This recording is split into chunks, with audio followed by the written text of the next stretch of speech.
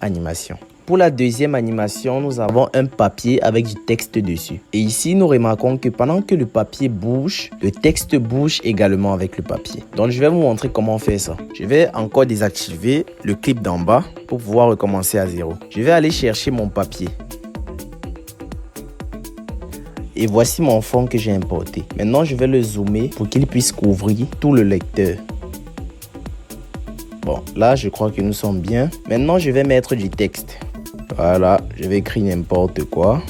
Je vais sélectionner la police d'écriture. Encore celle-ci, je vais mettre le texte en noir pour qu'il soit plus visible. Voilà. Maintenant, voici ce que je vais faire. Je vais un peu dézoomer sur le papier que nous avons mis en fond. Je vais vous montrer pourquoi j'ai fait cela. Je crois que là, c'est bon. Maintenant, je vais sélectionner les deux calques et créer un clip combiné. Et maintenant, je vais pouvoir zoomer pour bien remplir le lecteur. Après avoir fait ça, je vais cliquer sur vidéo dans ce panneau. Je vais un peu descendre.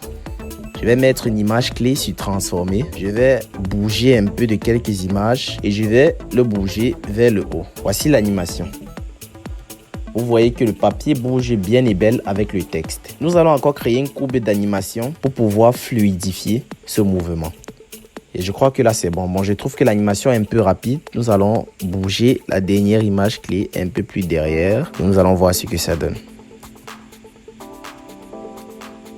Voilà. Je crois que c'est fini pour la deuxième animation. Nous allons passer à la troisième. La troisième consiste à afficher les plots avec les chiffres dessus comme dans cette animation. Voilà. Là, vous voyez que lorsque les plots apparaissent, le texte aussi représentant des chiffres apparaît en même temps. Maintenant, vous voyez que les plots viennent du bas. Et pendant que le texte, lui, fait juste un petit fondu. Comme par exemple là, si je mets en ralenti, vous voyez très bien. Donc, je vais vous montrer comment reproduire cela.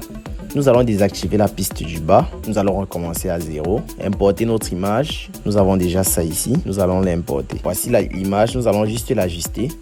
Et maintenant, nous allons aller chercher les plots pour pouvoir les placer là. Bon, je vais aller dans mes dossiers, le chercher. Bon, le voilà. Voici un peu à quoi il ressemble. Donc maintenant, je vais le redimensionner. Je vais le positionner là. Et je vais faire une animation. Je vais le mettre en bas. Appuyer sur l'image clé dans transformer. Passer de quelques images et puis le remonter. Voilà.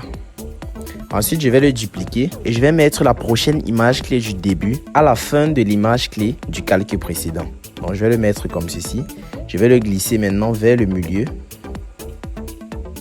Je vais aller à la dernière image clé et je vais bien le soulever et vers le milieu. Ok, je vais faire pareil. Je vais encore dupliquer celui du haut et je vais le mettre en haut.